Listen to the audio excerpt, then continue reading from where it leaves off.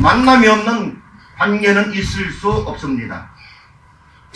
그렇기 때문에 좋은 관계를 유지하려면 처음부터 어떤 만남이 있어야 됩니까? 좋은 만남이 있어야 돼요. 뭐 옛날 어른들께서는 선생님을 잘 만나야 된다, 또 부모님을 잘 만나야 된다, 또 임금님을 잘 만나야 된다, 뭐 이렇게 여러 가지로 뭐 설명하기도 했지만은 그 말도 다 맞습니다. 어쨌든 만남이라고 하는 것은 잘 만남이 있어야지 좋은 관계를 유지할 수 있다. 물론 거꾸로 될 수도 있습니다. 좋은 만남이 있는데도 좋은 관계를 유지하지 못하는 미성숙한 관계를 갖고 있는 사람들이 없지 않아 있습니다. 제가 어른들을 다 이렇게 만나지 않습니까? 그런데 어떤 어른들은, 어떤 목사님들은, 어떤 장로님과 성도들은 어른답지 못한 생각과 대화와 관계를 유지하는 분들이 가끔 있습니다. 그런 사람들하고 대화하다 보면 조금 아이고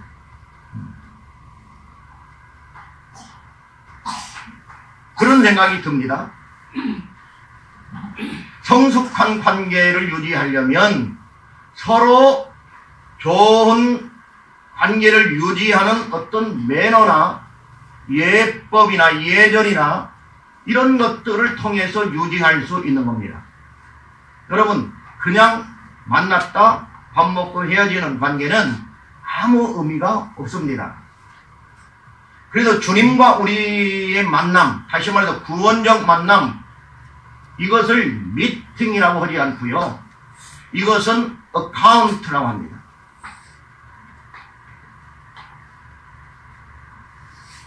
이것은 대위법에서, 다시 말해서 음악의 작곡 기법 가운데 화성학을 배우는데, 화성학에서의 그 기법 중에 하나가 대위법 화성이라는 게 있습니다.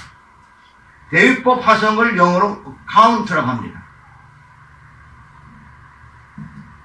필연적으로 만나야 됩니다. 필연적으로 그 포인트가 엇갈리거나 만나거나 엇갈리거나 만나거나 이래 줘야지 이 화성이 이루어지는 겁니다. 수직적 화성이 아닙니다. 여러분, 주님과 우리와 관계는 주님께서 우리를 만나 주러 오셨기 때문에 가능한 만남이었습니다. 이제는 우리가 주님을 만났기 때문에 좋은 관계를 유지하는데 정열을 쏟아야 합니다. 만났다고 해서 모두 다 좋은 관계가 될 수 없기 때문입니다. 부모지간에, 부자지간에, 또 부녀지간에 좋은 관계를 유지하려면 어떻게 됩니까? 부잣집에 태어났다고 되는 겁니까? 아닙니다. 자녀는 부모에게 순종하고 부모는 자녀들을 말씀으로 양육할 줄 알아야 합니다. 그래서 서로 존중해주고 인격적인 관계로 나아갈 때에 좋은 관계가 될 수 있는 겁니다. 좋은 가정이 아무렇게나 생기는 게 아니라는 사실입니다. 이것은 회사에도 마찬가지고 교회도 마찬가지입니다. 교회가 좋은 관계가 되려면 목사는 말씀 준비하는데 최선을 다해야 되고 성도는 그 말씀에 대하여 아멘으로 받아야 된다는 거예요. 아이고, 홍 목사 많이 연구했구만. 이렇게 받아들이기 시작하게 되면 어떻게 될까요? 하나님은 안 보이고 누구만 보여요? 홍 목사만 보이게 됩니다. 윤 목사님만 보이게 됩니다. 그러면 어떤 현상이 결국에는 나타날까요? 99번 잘 설교하다가 한 번 삑살이 내는 것처럼 잘못 준비되지 못한 설교를 할 수 있을까요, 없을까요? 사람이기 때문에 있을 수 있습니다. 밤새워서 준비를 해도 설교의 틀이 안 잡힐 때가 있어요. 어저께도 제가 이거 지난 주간에는 많이 놀았거든요. 그랬더니 이 칼럼이 안 잡히는 거예요. 칼럼이. 어저께 하영이가 친구들 만나고 늦게 온다고 홍성 기사님이 여기 와서 기다리고 그래서 일찍 잘 수도 없고 이게 글이 안 잡히면 저는요 10시에 그냥 자버립니다. 문자보로 담보고. 그리고 2시 반에 일어나서 글을 써요. 그러면 바로 풀리거든요. 아 근데 10시까지 한 거네.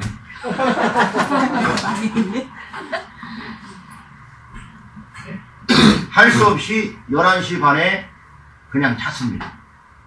자고 3시에 일어나서 글을 쓰기 시작해가지고 주보를 만들고 이제 설교는 생각했던 거 있으니까 준비했습니다.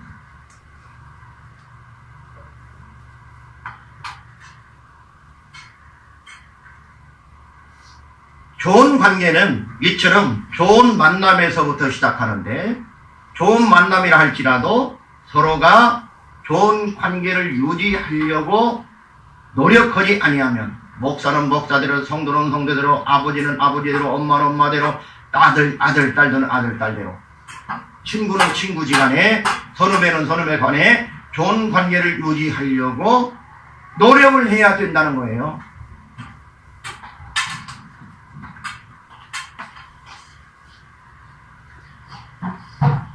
연극 라이언은요, 영국 극작가 레이 쿠니의 대표작으로서 1998년 국내 초연 이후 현재까지 450만 관객을 돌파했다고 합니다.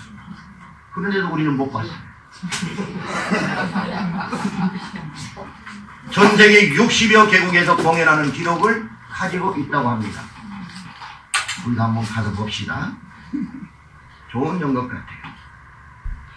이처럼 사람들은 모두 관계를 통해서 자기를 표현합니다. 관계의 전 단계가 바로 만남이라는 사실입니다. 만남을 통해 관계를 이루어 가시기를 주님의 이름으로 축복합니다. 우리가 잘 아는 정채봉 씨가 있습니다. 이분은 글을 쓰는 분인데요. 잔잔한 글을 쓰는 작가인데, 이분께서 만남에 대한 4가지 만남에 대한 글을 쓴 적이 있습니다. 첫 번째 만남은 가장 잘못된 만남이 있는데, 그것은 생선 같은 만남이다. 왜냐하면 만날수록 비린내가 묻어나기 때문이다. 둘째 만남을 가장 조심해야 될 만남은 꽃송이 같은 만남이다. 왜냐하면 피어있을 때는 환호하지만 시들게 되면 버리고 말기 때문이다. 제비족들이나 세상의 권력 같은 것들을 지칭한다고 생각이 되어집니다. 세 번째 만남을 가장 안타까운 만남이라 이렇게 하면서 지우개 같은 만남이 있다, 이렇게 했습니다. 그것은 순식간에 지워져 버리기 때문에 상당히 안타까운 만남이다. 좋게 만났다가 갑자기 교통사고로 돌아간다거나 어려운 일을 당하는 그런 것들을 말할 수 있을 것입니다. 네 번째 만남을 얘기했는데요. 가장 아름다운 만남은 손수건 같은 만남이다. 어떻게 이분은 이런 생각을 했는지 참 기가 막힙니다. 힘들 때는 땀을 닦아주고 슬플 때는 눈물을 닦아주기 때문이다 라고 해설까지 해봤습니다. 여러분들 관계 속에서 어떠한 만남입니까? 생선 같습니까? 꽃송이 같습니까? 지우개 같습니까? 손수개 같습니까? 네 번째 만남이야말로 교회에서 이루어져야 할 만남인 줄 믿습니다. 하나님께서 원하시는 게 바로 힘들 때 서로 위로해주고 땀을 닦아주며 슬플 때는 눈물을 닦아주는 바로 그런 교회이기 때문입니다. 이것이 하나님의 사랑이며 마음입니다. 부모가 자식 간에 간섭하는 것은 방식의 차이는 있어도 사랑하기 때문에 행해지는 일들입니다. 어느 책명이 이런 것이 있었습니다. 사랑의 반대어는 무관심이다. 사랑의 반대어는 증오가 아니라 무관심이라는 겁니다. 일면 의미가 있다고 생각이 되어집니다. 하나님은 우리를 사랑하시기 때문에 관심을 가지고 징계를 하신다는 것을 본문에서 강조하고 있습니다. 징계는 참 아들의 표식이다 라고 말을 해도 그렇기 때문에 큰 다름은 없을 것이라 생각이 되어집니다. 그러면 이 말씀이 주는 의미는 어떤 것들이 있는가? 첫 번째로는 부모는 친자녀를 징계하신다는 사실입니다. 예수 믿기 전에는 내 의지대로 살고 생사화복의 근거가 자신의 노력이나 우연이나 조상의 덕이나 범실론적인 신적 간섭 등으로 이해하고 살아갑니다. 그렇게 사는 분들이 태반입니다. 그런데 하나님을 만나고 난 이후에 삶의 현상을 보면 하나님께서 어떻게 간섭하시는가를 우리는 알 수 있고, 그 간섭이 그저 크다는 어떤 틀에서 이루어지는 것이 아니고 아주 디테일하게 우리의 삶 속에서 그날 호흡처럼 이루어진다는 사실을 여러분 느끼지 않습니까? 그냥 일어난 것과 같은 일들이지만 지나고 나면 우연을 가장한 필연처럼 하나님께서 우리를 인도하시고 계셨다는 것을 알 수 있는 겁니다. 이게 하나님께서 우리를 돌보시는 방법입니다. 부모가 자기 자녀, 자기가 낳은 자녀가 아니면요 손대기가 어렵다고 합니다. 데려다 키우시는 분들이 많습니다. 요즘에는. 그런데 데려다 키운 아이는요, 자기 자녀가 있고 데려다 키운 아이가 있다 그러면 자기 자녀는 그냥 꿀밤도 주고 휘소리도 때리고 엉덩이도 때리고 그러는데 데려온 아이는 못한다는 거예요. 오해하면 어떨까? 얘가 삐뚤어 나가면 어떨까? 나중에 자기 부모가 아니니까, 자기 엄마가 아니니까, 자기 아빠가 아니니까, 내 부모가 아니니까 그때 나한테 그렇게 했지? 그때는 내가 몰랐는데 내 부모가 아니었기 때문에 그랬군 이라고 생각하기 시작하면 완전히 삐뚤어 나갈 수 있기 때문이라는 거예요.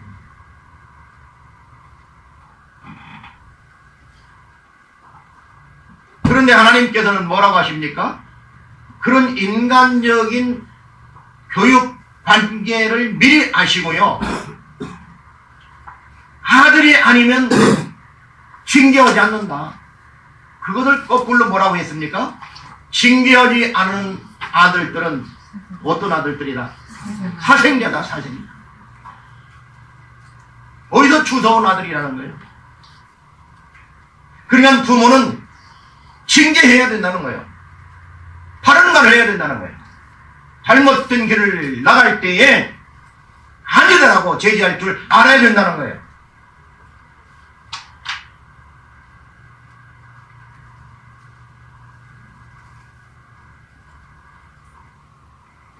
하나님은 우리에게 그렇게 하신다는 겁니다.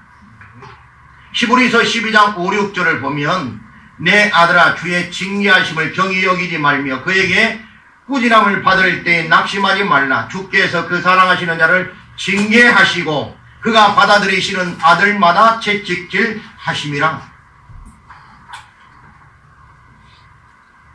자녀들에게 하는 이야기입니다. 주의 징계하심을 가볍게 여기지 말라 그 말이에요. 자녀들에게 부모님이 징계하는데 그것을 우습게 여기지 말라는 겁니다. 자, 5월 첫 주, 둘째 주간에 부모 주일에 저는 자녀들이 부모의 말씀에 대해서 어떻게 생각해야 되는가에 대해서 설명한 적이 있는데요.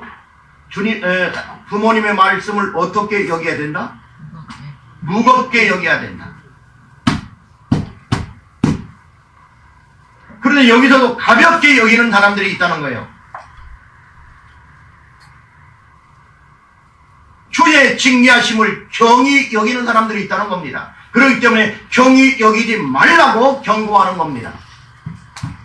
부모님의 말씀을 우습게 여기는 자녀들은 사생합니다. 사생아 취급을 해야 됩니다. 그러려면 집에서 나가라. 너는 내 아들이 아니다. 내 교훈을 받지 않으려면 내 아들이 아니라는 거예요. 이게 성경적 교훈입니다. 세상적으로는요, 여러 가지 교육 방침들이 많습니다. 뭐 달래줘야 된다, 뭐 혼내면 안 된다, 칭찬은 고래를 뭐 어떻게 한다. 속지 마십시오. 성경은 그렇게 말하고 있지 않습니다. 칭찬 일색으로 나가지 않는다는 거예요. 회초리를 들으라, 징계하라. 이게 성경적 교훈입니다. 자녀들에게도 부모의 말씀을 경히 여기지 말고 가볍게 여기게 되면 안 된다는 거예요. 부모 곁을 떠나서 잘된 아들이 없습니다. 이것은 관계를 잘못하고 떠난 자녀들을 얘기하는 겁니다. 그리고요, 부모와 관계를 잘못하고 떠난 자녀들이 잘 되었을 때는 결국은 회개하고 돌아옵니다. 여러분이 잘 아는 서교의 왕 누굽니까? 서교의 왕 록펠러. 이 록펠러는요, 미국 사람이 원래 아니었습니다. 이태리 사람이었습니다. 그런데 너무 가난했습니다. 가문이요, 폐가 망신해가지고 너무 가난했어요. 그러니까 다 미국 신대륙을 찾아가는 그 시점에 자기도 홀 어머니에게, 엄마, 나도 미국 가서 돈 좀 많이 벌어서 어머니 잘 모실게. 그러고 눈물에 이별을 합니다. 어머니는 바지를 챙겨주면서 주머니를 하나 더 달아주었습니다. 록펠러야, 10가지를 주의를 주면서 가장 중요한 거, 너는 주일날을 빼먹지 말아라. 그리고 주일날은 예배 드릴 때 맨 앞에서 예배를 드려라. 그리고 이 주머니 하나를 덜어놨는데 이 주머니는 11조 주머니란다. 그러니까 돈 벌어서 11조를 떼어서 이 주머니에 넣어놨다가 주일날 하나님께 드려라. 이런 등등의 교훈을 하게 됩니다. 록펠러는 그렇게 했을까요? 안 했을까요? 했습니다. 10대 후반에 떠난 이 록펠러는 미국에 가서 남이 파다가 포기한 것을 싸게 유전을 사게 됩니다. 그런데 거기를 팠는데 1m를 더 파니까 저기가 터져나온 거예요. 그때부터 록펠러는 서교의 제왕이 됩니다. 여러분, 이것은 록펠러 이야기니까 하고 치부할 수도 있습니다. 그러나 하나님은 지금도 당신의 자녀들에게 복을 주시는데 자기와의 관계를 잘 맺는 자녀들에게 복을 주신다는 사실입니다.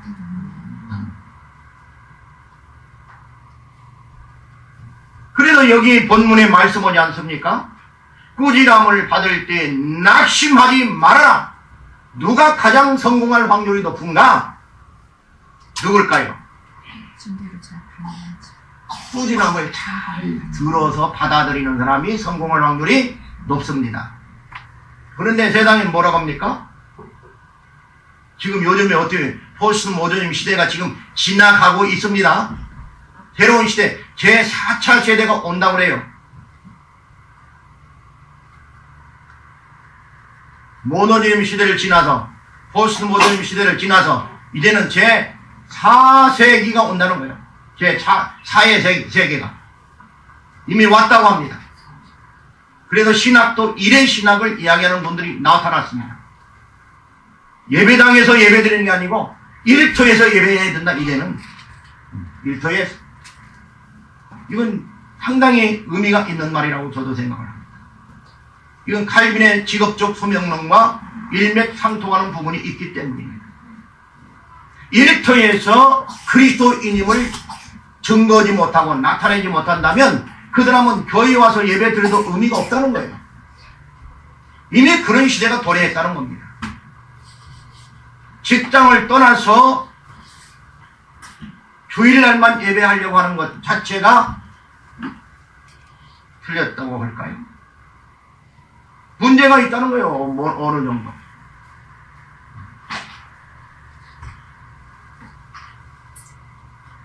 그렇기 때문에 부모가 징계할 때에 잘 듣고 예 알았습니다. 고치겠습니다. 예 알았습니다. 그런데 어떻게 합니까? 반항 기질이 있는 아이들이 성공한다.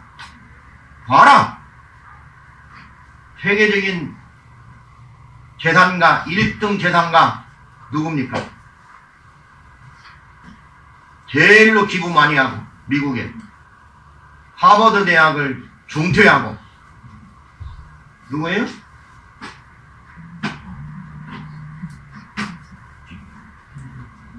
빌 게이츠. 그 다음에 또 하버드 대학을 또 중퇴한 요즘 젊은 32살짜리가 또 나타났습니다. 누굽니까? 우리나라도 와서 문재인 대통령 만난다고 합니다. 누구예요? 네? 슈커버. 여러분, 그러니까 이 두 사람의 경우를 놓고 이거 보라 말이야. 방황 기질 있는 애들, 학교를 안 가고 중퇴하는 애들이 다 성공하지 않냐?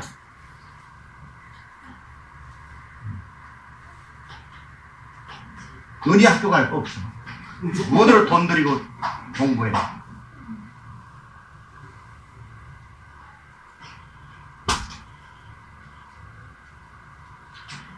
여러분, 돈 버는 게 인생의 목적이 아닙니다. 성경에서는 하나님을 잘 섬기고, 두 번째로는 가장 도덕적이고, 세 번째로는 자기 할 일을 가장 잘하는 사람이 성공적인 사람입니다. 하나님이 없는 사람, 도덕적이지 않는 사람, 돈만 많은 사람, 이런 사람을 성경의 목표로 삼고 성공의 어떤 모델로 삼는다면 이건 큰일인데, 지금 세상에서는 그런 사람들을 모델로 삼고 있다는 거예요.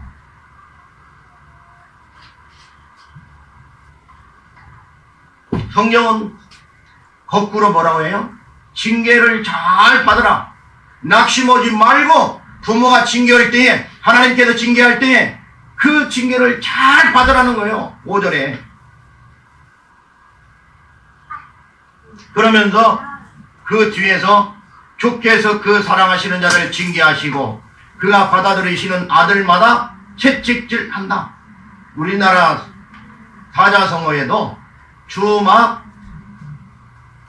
가편이라는 말이 있습니다. 달리는 말에 채찍을 가한다. 달리는데 왜 채찍을 가합니까? 더 잘 달리도록. 하나님께서 지금 여기도 그런 말씀을 하시는 거예요. 사랑하시는 자를 징계하시고 그가 받아들이면 그 아들마다 채찍질 한다는 거예요. 더 잘하도록. 그러니까 이 말을 거꾸로 우리가 이해를 하게 되면, 징계를 몇 번 했는데 말을 안 듣습니다.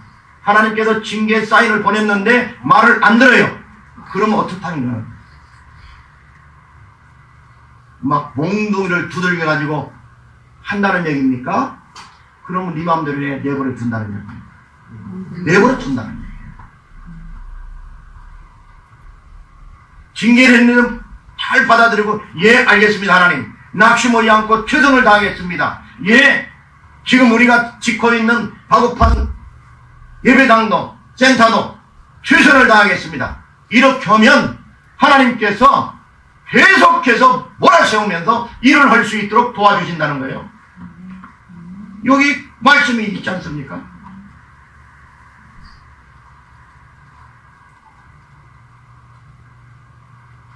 제가 제레미 이야기를 카톡에다 올렸더니 그날 저녁에 바로 우리 사모님한테 혼났습니다. 아니, 그렇지 않아도 부담스럽고 다 힘든데 뭐더러 그런 걸 거기다 올렸다. 안 본 사람들은 뭔 말인지 모르죠. 제레미 장학금을 줘야 되는데 지금 6월 10일, 8일인가 9일인가 그때까지 내야 되는데 240만 원이에요. 200. 그동안 1년은 어떤 집사님이 부담을 했어요. 1년은. 그리고 그 다음 2년은 제가 부담을 했어요. 근데 이제 지금 3학년이 됩니다. 3학년 1학기에 들어가는 거예요. 2년을 더 해야 됩니다. 그러면 이제 의사가 되는 건데 240만 한 학기 등록금이. 그러니까 한 40만 원 정도 돼요, 한 달에.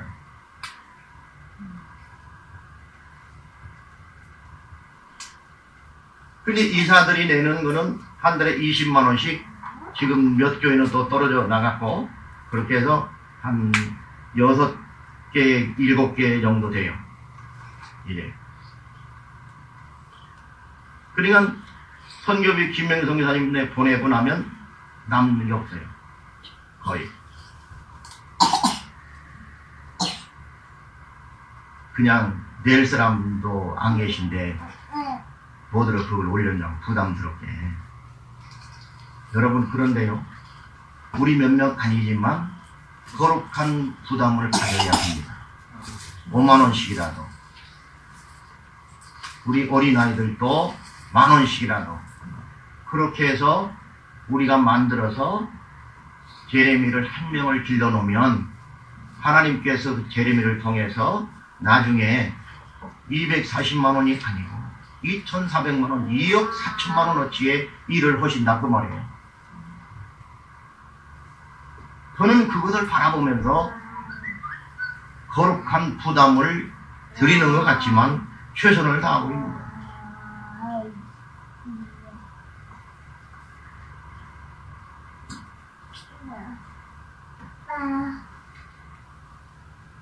우리가 예수님을 믿는다고 하는 것은 하나님이 우리를 죄인이라고 하실 때에 이를 회개하고 또 시인하고 아멘 하는 것입니다. 이게 바로 징계의 첫 단계입니다. 너는 죄인이다. 너는 의롭지 못하다. 라고 말씀이 우리를 징계하실 때에 그렇습니다. 나는 죄인입니다. 그렇기 때문에 예수 그리스도의 자녀가 되는 첫 번째 단계는 회개입니다. 회개할 때에 회개치 못하고 회개를 요구하는 말씀에 대하여 내가 왜 회개를 해야 돼? 내가 왜 죄인이야? 라고 반감을 갖는다면 하나님은 몇 번의 기회를 주지만 결국은 내버려 두신다는 거예요. 그럼 네 마음대로 한번 살아봐.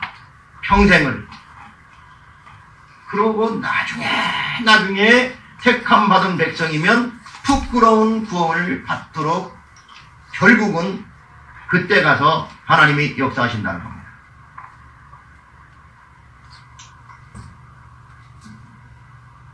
믿는다고 하는 것은 바로 자기가 죄인이라는 것을 깨닫는 것이고 바로 그 깨달음을 통해서 다음 단계의 믿음의 단계를 올라갈 수 있는 겁니다. 사도행전 2장 37절과 8절에 보면 형제들아 우리가 어찌할꼬 하거늘 베드로가 이르되 너희가 회개하여 각각 예수 그리스도의 이름으로 세례를 받고 죄 사함을 받으라. 그리하면 성령의 선노를 받으리라 말씀하고 있습니다.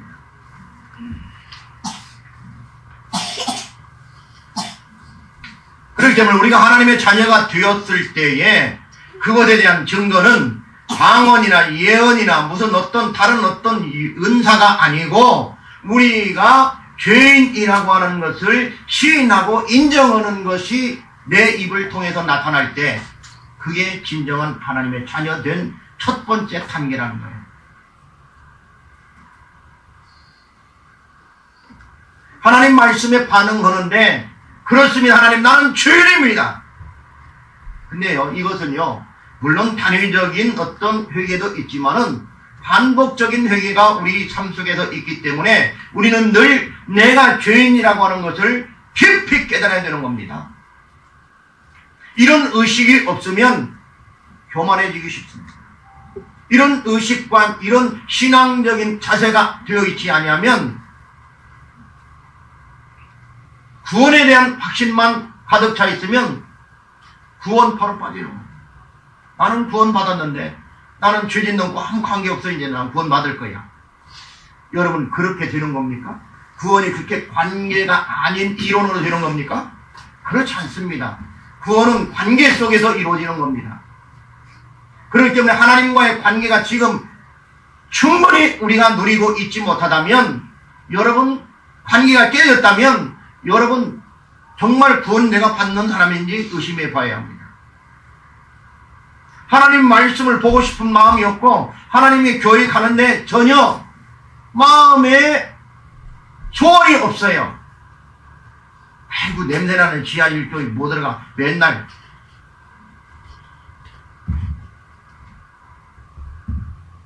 그런 마음이 안 생긴다.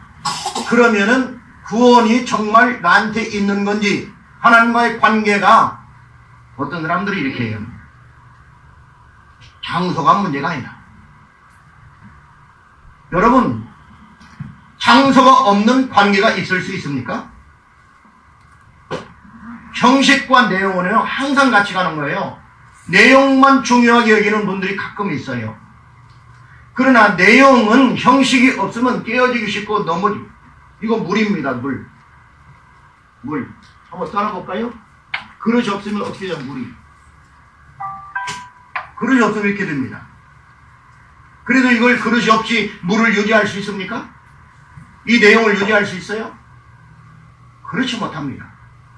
다른 어떤 것도 마찬가지입니다. 물만 그런 게 아닙니다. 이론도 그렇고 사상도 그렇고 원리도 마찬가지입니다. 그 내용이 있으면 그것을 보조하고 이끌어가고 또 이렇게 담아주는 그릇이 꼭 필요합니다. 음악도 마찬가지입니다. 그래서 음악에는요 이런 말이 있습니다. 형식미. 뭔 말인지 모르겠죠? 형식미. 아름다움은 아름다움인데 형식에 대한 아름다움이 있다는 거예요. 코랄은 코랄 형식의 그 아름다움이 있고, 아까 얘기한 대율법 화성으로 만들어진 할렐루야 같은 것들은 이 두 개 합쳐진 거예요. 빰빰빰빰 빰빰빰빰. 요거는 수직적으로 화성이 이루어진 코랄 형식입니다. 그런데 왕의 왕 빠바밤빰 빠바밤빰 요 부분은 아닙니다. 대유화성과 수직화성이 합쳐진 겁니다. 대유화성만 된 것도 아니에요. 그런데 아멘 코러스가 있습니다. 할렐루야 중에 맨 마지막에 나오는 아멘 코러스. 빰빰빰빰빰빰빰빰빰빰빰빰빰 이렇게 시작하는 건데, 이렇게 시작하는 건데, 그거는요 한 파트가 나가면 그 다음 파트가 들어오고 그 다음 파트가 들어오고 그 다음 파트가, 네 파트가 맞물려서 들어오는, 이건 정통적인 대유화성입니다.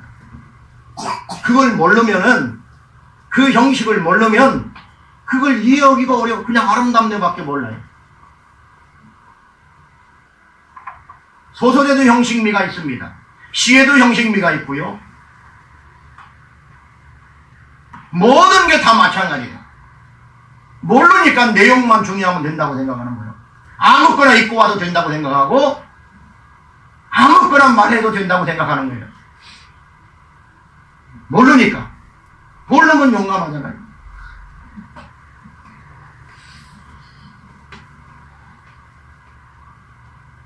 이번 건도 보세요.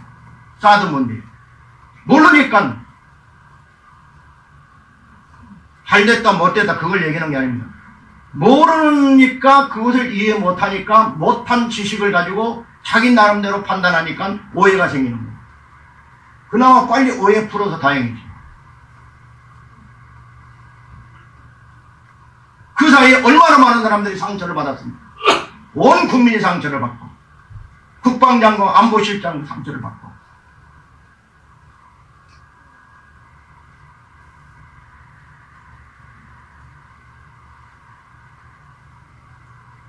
그렇기 때문에 우리는 하나님의 자녀로서 살아갈 때 하나님께 우리를 징계하는 것을 두려워하지 말아라.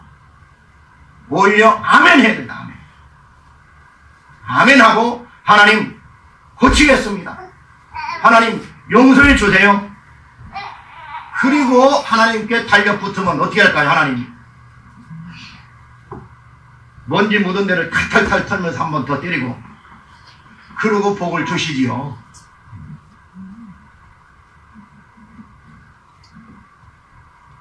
두 번째로는 영적 생명을 소유한 사람은 하나님의 징계를 달게 받는다는 사실입니다. 이거는 앞에도 조금 이미 언급했습니다만,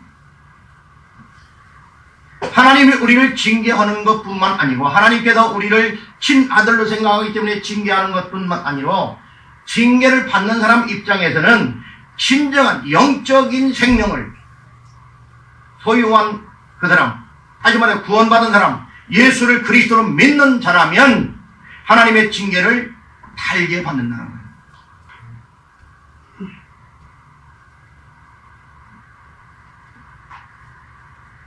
그렇기 때문에 하나님께서는 하나님의 교회를 징계할 때에는 허물거나 파쇄시키기 위해서 징계하는 것이 아니라 더 거듭나서 잘 세워지기를 위해서. 여러분, 재건축할 때 어떻게 합니까? 허물지 않고 거기다가 집을 짓습니까? 다 허뭅니다. 이거는요, 고래 쪽부터 전쟁을 해가지고 상대편을 제압하고 이기지 않습니까? 그러면 승리한 군대는 그 나라에 들어가서 모든 것을 초토화시킵니다. 그리고 땅을 다져서, 그 위에 땅을 다지고 거기다가 새롭게 자기의 궁전을 세우고 나라를 세웁니다. 그래서 전쟁을 3년 만에 아니면 10년 만에 한 번씩 한다 그러면 어떻게 될까요? 10년 만에 한 번씩 궁궐이 세워지는 거예요. 그러면 이 궁궐터가 낮아질까요? 높아질까요? 점점 더 높아집니다. 이 높아진 여기를 뭐라고 하냐면 텔이라고 하면 텔, 히브리 말로 언덕. 그 텔이라는 언덕은요, 그냥 자연적으로 생긴 자연 언덕을 얘기하는 게 아니고, 이렇게 해서 전쟁을 통해서 허물고 다시 짓고 허물고 다시 짓고 해서 높아진 곳을 텔이라고 하는 거예요. 이스라엘의 수도가 어디예요? 텔 아비브.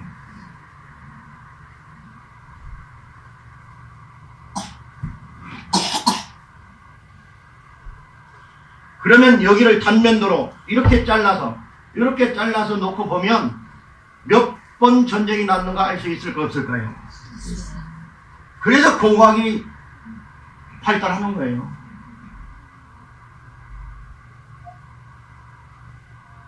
단면도로 잘라진 것을 가서 봤더니요, 로마가 지배했을 때, 그 전에 또 다른 나라가 지배했을 때, 그거 다 있어요.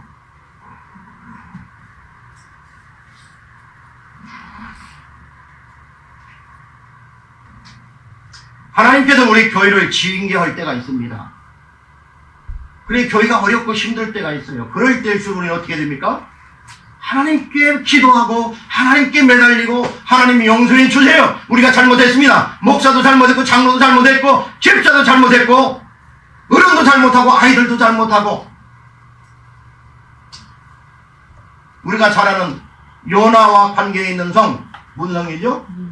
니느웨 성은 어떻게 했습니까? 요나가 다른 데로 도망가려다가 어떻게 붙잡혀 와가지고 할 수 없이 입이 이만큼 나와가지고, 야, 니네들 40일 있다가 다 멸망할 거야, 한 바퀴 도름이 간다. 여러 번 외쳤겠어요? 짐작컨대 요나는 입이 이만큼 나와가지고 다른 데로 가려다가, 지금으로 얘기하면 스페인으로 가려다가, 땅끝이라고는 스페인으로 도망가려다가 이쪽 동쪽에 있는 니느웨, 지금의 모술이라고 하는 곳으로 붙잡혀 갔습니다.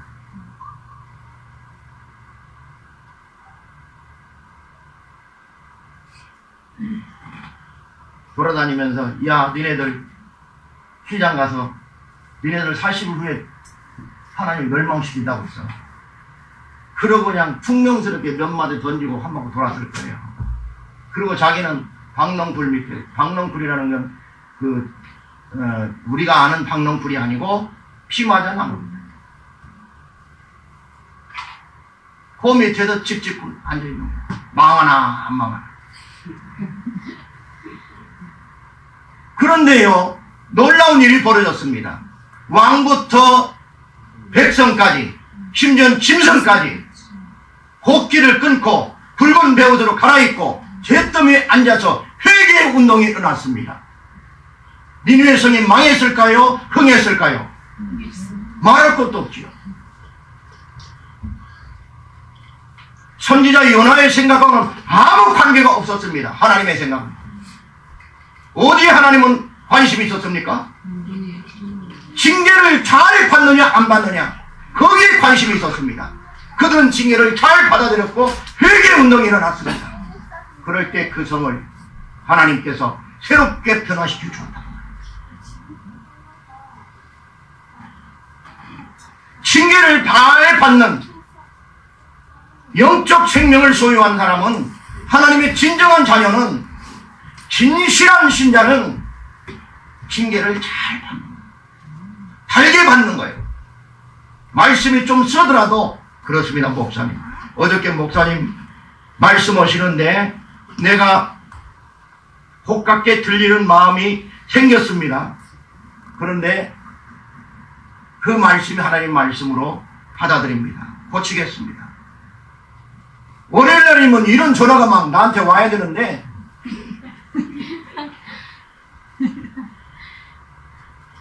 지난주에 한번 받기는 했습니다. 모 권사님께서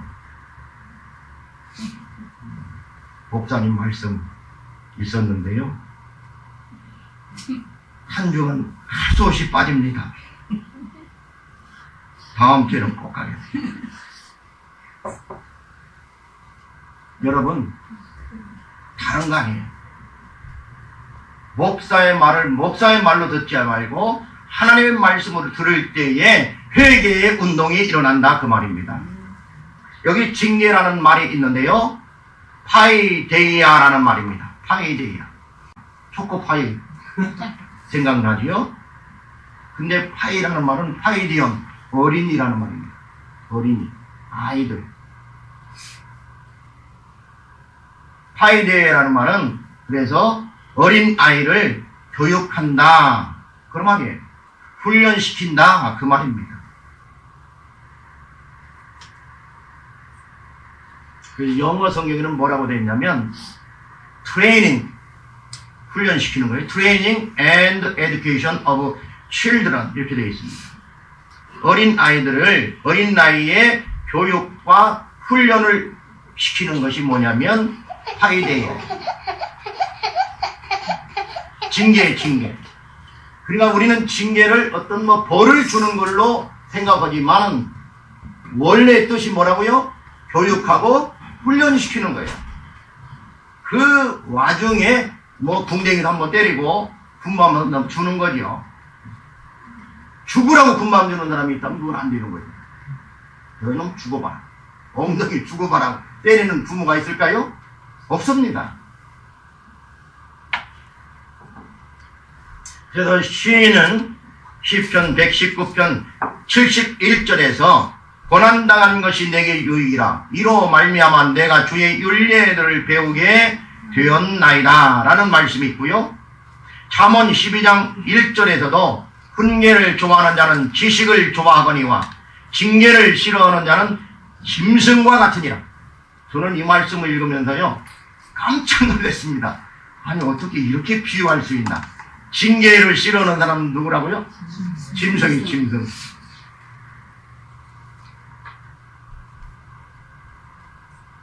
영혼이 없는 짐승.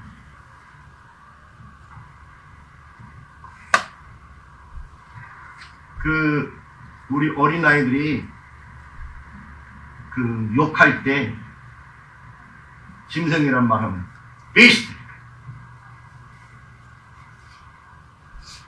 에이 짐승 같은 거, 이렇게. 근데 여기 그 말이 나와요. 엄청난 욕입니다. 징계를 받지 않는 사람, 하나님 말씀의 훈계를 받지 않고 훈련을 받지 않는 사람, 이 사람은 짐승이에요. 세 번째,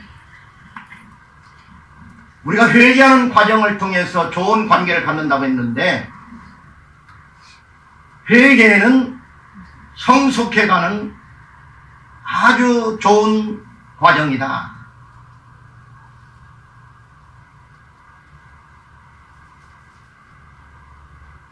성숙해 간다고 하는 것은 사람이 엄마가 애를 낳았는데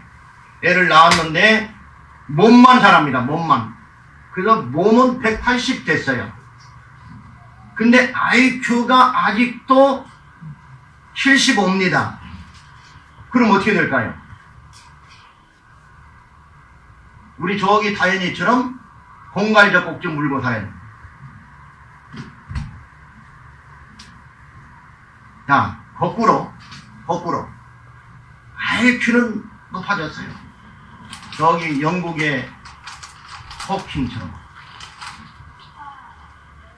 그런데 그분처럼 이렇게 몸이 안 자랐습니다.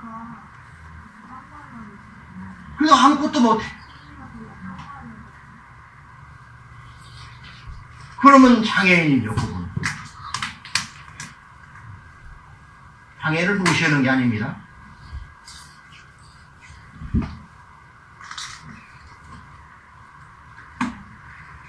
정상적으로 성숙한다는 것은 몸과 마음과 영이 골고루 잘 자라는 걸 얘기하는 거예요. 그래서 성장론에서 여기 보세요. 성장론에서 가장 성장을 잘하는 기업이나 교회나 교육이나 마찬가지입니다. 성장론에서는 뭐라고 하냐면 여러 가지 성장하는 어떤 요소들이 있다는 거예요. 요소들이. 교회는 뭐가 있을까요? 교회로 비유를 한다면 교회는 말씀과 기도와 찬송과 교례 이런 것들이 있다면 이런 것들이 골고루 이렇게 있다가 여기 봐요. 여기 골고루 이렇게 잘 자라주는 골고루 이게 정상적인 성장이라는 거예요. 만약에 찬송도 잘하고 요즘 애들처럼 찬송도 잘하고 어른들처럼 성경 공부도 열심히 해요. 근데 기도 생활 안 하는 거예요. 그러면 어떻게 될까요? 기도 생활이 없어졌어. 이렇게. 세 개만 있어. 교제도 안 해. 교제는 이쪽. 교제를 안 해. 그래서 옆에 있는 친구들이 죽든지 말든지 감옥 가든지 내버려 둬. 그럼 어떻게 될까요? 여기에서 받는 은혜들이 여기 봐요. 요 두 부분에서 받는 은혜들이 여기로 빠져나간다는 거예요. 그러니까 제로 상태로 제로. 이거. 이게 안 자라고 제로로 있으면 여기서 받는 것들이 어디로 빠져나가요? 왜 그래? 기업을 아무리 돈을 많이 벌어도 다른 어떤 부분들이 같이 성장하지 않으면 돈을 벌어도 돈이 남아나지 않는다니까? 어디론가 다 나가게 돼 있어. 사고가 나서 다 쓰든지, 말하자면 비행기 회사 오는 사람은 비행기가 떨어져 없어지든지, 배를 갖고 운영하는 사람은 배가 침몰하든지, 청해 해운 이거 보세요. 그게 한 방에 날아가잖아요? 뭐가 빠지니까? 기업에 있어서. 도덕성이 빠지니까. 도덕성이 빠지니까 그런 배를 사고 그렇게 운영하고 그렇게 운영하다가 한 방에 날아갑니다. 교회도 마찬가지예요. 그래서 어느 한쪽에 치우치면 안 된다는 겁니다. 가장 잘 성장하는 것은 가장 잘 성숙해 가는 것은 바로 이처럼 하나님과의 관계에 있어서 좋은 관계를 유지하는데 징계할 때에, 교육할 때에, 훈육할 때에, 훈련시킬 때에 하고 잘 그걸 받아들이는 거예요. 그렇게 할 때에 성숙해 간다는 겁니다. 좋은 성장이 일어나는 거예요. 그래서 누가복음에 예수님께서 잘하는 것도 뭐라고 했어요? 누구와 누구에게 칭찬을 받았다고 했어요? 하나님과 사람들에게 칭찬받았다고 했어요. 하나님께만 칭찬받으면 의미가 없다는 거예요.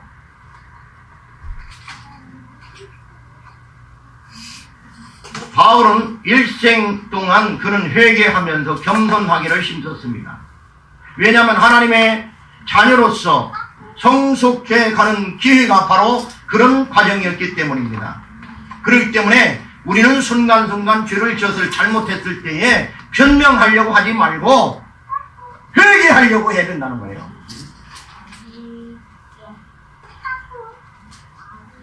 우리 홍목사 말을 제일 잘 듣는 사람이 누구냐면 우리 고집사님입니다.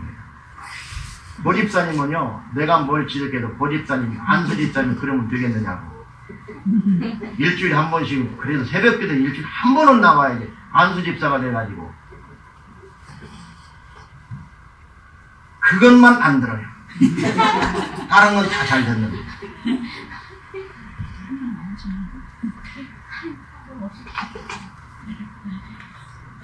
계시록 3장 19절에 보면 무릇 내가 사랑하는 자를 책망하여 징계하노니 사랑하는 자를 책망하여 어떻게 해요? 징계해요. 그러므로 네가 열심을 내라. 회개하라. 그거 신기하지 않습니까?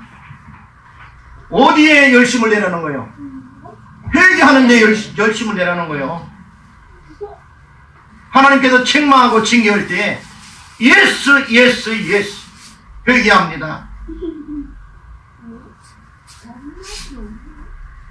에베소서 5장 13절에 봤더니 그러나 책망을 받는 모든 것은 빛으로 말미암아 드러나나니 드러나는 것마다 빛이니이다. 얼마나 이 말씀이요 소중한 말씀인지, 어떻게 이런 말씀이 이런 책에 있을까? 그래요. 다시 한번 책망을 받는 모든 것은, 책망은 아까 뭐라고 했어요? 교육하고 훈육하는 겁니다. 트레이닝 시키는 거예요. 훈련시키는 거. 이 훈련시킬 때에 조금 어려운 일이 있다고 말해요. 그렇게 되면 모든 것은 빛으로 말미암아 드러난다. 드러나는 것마다 빛이다. 할렐루야. 이것을 베드로 사도는 인내, 수고 뭐 이런 말로 쭉 하다가 뭐라고 하냐면 결국은 뭘로 드러난다? 정금같이 드러난. 잘 훈련되어 그렇게 표현했습니다.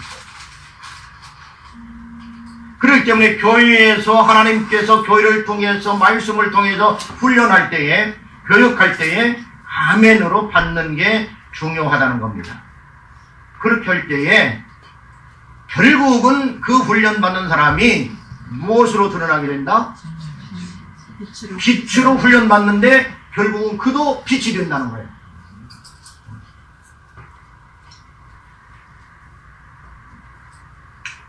오늘 교회 거의 마지막 시대입니다. 오늘날은. 그런데 하나님의 징계를 싫어하고 좋은 말만 들으려고 하는 시대가 되었습니다. 교회는 제대로 본질을 행사하지 못합니다. 그렇게 해야 교회가 유지되고 하나님의 사랑을 잘 전달할 수 있다고 생각합니다. 그래서 좋은 게 좋은 거지 이렇게 생각합니다. 그러나 하나님의 정의는 그렇게 생각하지 않습니다. 선과 악은 구별되어 있고 구분해야 되고 선은 선이고 악은 악이라는 거예요. 그렇기 때문에 하나님께서 훈련할 때에도 그런 원리를 적용하고 대입시켜서 가장 성숙하고 가장 아름답게 성장할 수 있는 길이 무엇인가를 하나님은 아시고 그의 성령을 통하여 말씀으로 양육하신다 그 말입니다. 그렇게 할 때에 우리가 인내로서 이것을 잘 싸워서 하나님의 위대한 자녀로, 빛의 자녀로 거듭나시기를 주님의 이름으로 축복합니다. 하나님 아버지 감사합니다.